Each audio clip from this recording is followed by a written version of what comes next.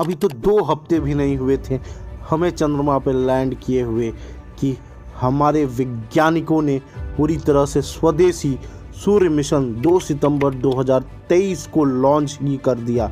यह मिशन सूर्य पर लैंड करने के लिए नहीं बल्कि सोलर ऑब्जर्वेटिव मिशन है, जिसमें सूर्य की सतह की जानकारी हासिल करेंगे।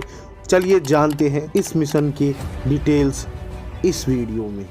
मिशन के डिटेल के बारे में जानने से पहले मेरा एक आग्रह है आपसे। आप में से ज्यादातर लोग वीडियो देखते हैं लेकिन सब्सक्राइब नहीं करते हैं, तो आपसे विनती है कि आप इसे सब्सक्राइब करें, जो आपके लिए बिल्कुल मुफ्त है, फ्री है, लेकिन हमें प्रेरणा देगा ताकि हम और भी ऐसी रोचक वीडियो आपके लिए बनाते रहें। तो चलिए शुरू करते हैं मिशन का डिटेल। तो आज हम जानेंगे इसरो का एक सूर्य मिशन पिछले हफ्ते ही लॉन्च हुआ है। वो सूर्य मिशन है आदित्य L1। क्या है आदित्य L1 और क्या खास है हमारे लिए? आदित्य L1 में 2 बातें हैं। एक आदित्य जिसका संस्कृत में मतलब होता है सूर्य, और L1 जो होता है लैंग्वेज पॉइंट। तो इस मिशन में इसरो एक सैटेलाइट भेजा है, जिस सैटेलाइट में 7 पेलोड है, और गर्व की बात यह है कि 7 पेलोड स्वदेशी रूप से विकसित हुए हैं। 5 इसरो ने खुद विकसित किए हैं और 2 भारत के अलग अलग शैक्षिक संस्थानों ने इसरो के साथ मिलकर विकसित किए हैं। तो इसरो का जो समावेश है हमारे शैक्षिक संस्थानों का, इससे ये पता चलता है कि आने वाले समय में हम जहांगीर भाभा जैसे वैज्ञानिक और भी पैदा करेंगे। तो चलिए जानते हैं क्या है ये लैंग्वेज पॉइंट। क्या है लैंग्वेज पॉइंट जानते हैं। कल्पना कीजिए, सूर्य के मध्य से पृथ्वी के मध्य तक एक सीधी रेखा खींचते हैं और बीचों बीच एक वस्तु रखते हैं। उस वस्तु के साथ क्या होगा? क्योंकि सूर्य का गुरुत्वाकर्षण बल पृथ्वी के गुरुत्वाकर्षण बल से ज्यादा है, तो वो वस्तु सूर्य की तरफ खींची चली आएगी। लेकिन अगर आप उस वस्तु को बाहरी बल लगा के पृथ्वी की तरफ ले जाते हैं तो क्या होगा? पृथ्वी अपनी गुरुत्वाकर्षण बल लगाएगी और सूर्य अपना गुरुत्वाकर्षण बल लगाएगा। तो यहाँ पर पृथ्वी का गुरुत्वाकर्षण बल थोड़ा अधिक लगने के कारण वो वस्तु पृथ्वी की तरफ जाएगी, लेकिन उसी वक्त सूर्य भी अपना गुरुत्वाकर्षण बल लगा रहा होगा। तो एक ऐसी बिंदु पे पहुंचेगा जहाँ पृथ्वी और सूर्य दोनों का गुरुत्वाकर्षण बल शून्य हो जाएगा। उसी शून्य बिंदु को हम संतुलन बिंदु कहते हैं, यानी लैंग्वेज पॉइंट। तो ऐसे लैंग्वेज पॉइंट हमारे सौर मंडल में 5 हैं, जिसमें पहला को हम L1 कहते हैं, यानी लैंग्वेज पॉइंट 1। इसी पर हमारा आदित्य L1 मिशन जाने वाला है और वहां से यह मिशन एक ऑब्जर्वेटरी मिशन बनेगा, क्योंकि सूर्य को सिर्फ ऑब्जर्व करेगा।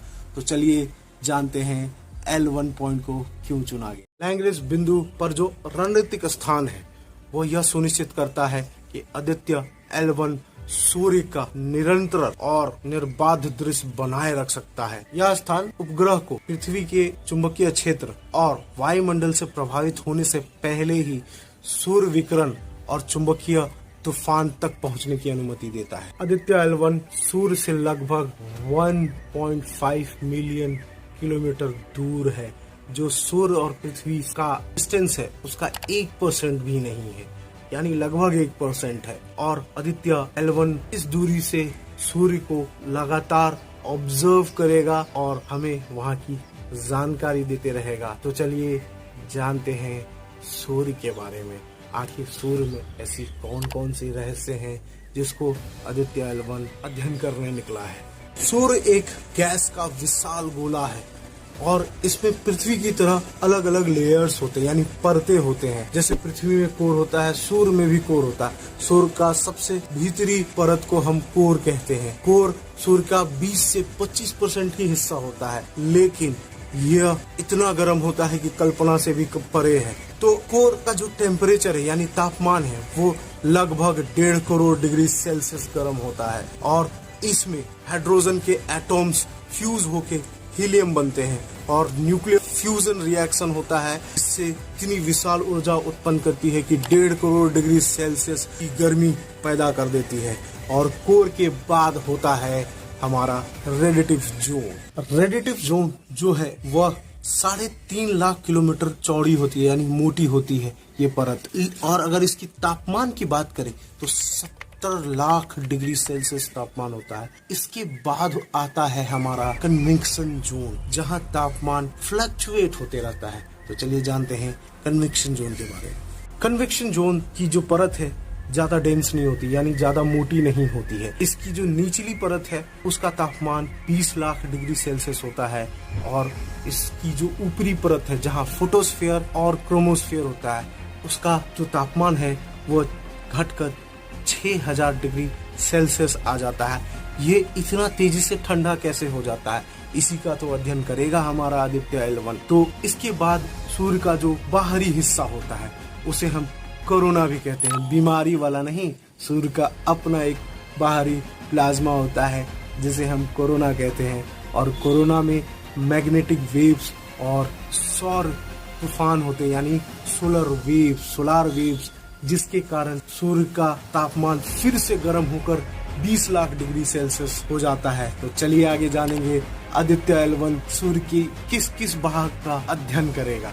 इस मिशन के माध्यम से इसरो सूर्य की गतिविधि और सूर्य की पूरी संरचना के बारे में अध्ययन करेगा, और साथ ही साथ आपने सुना होगा हीट वेव्स के बारे में, और जिसे हम सौर तूफान या फिर सौर पवन भी कहते हैं। तो इसका अध्ययन भी करेगा हमारा आदित्य L1 मिशन। इसके साथ साथ वो ये भी जानने की कोशिश करेगा कि जो सूर्य का कोरोना है उसमें किस प्रकार की गतिविधि होती है, और सूर्य का जो कोर एरिया है उसमें जो फ्यूजन रिएक्शन होता है वो कैसे होता है, इसका भी अध्ययन करना इसरो का एक उद्देश्य है।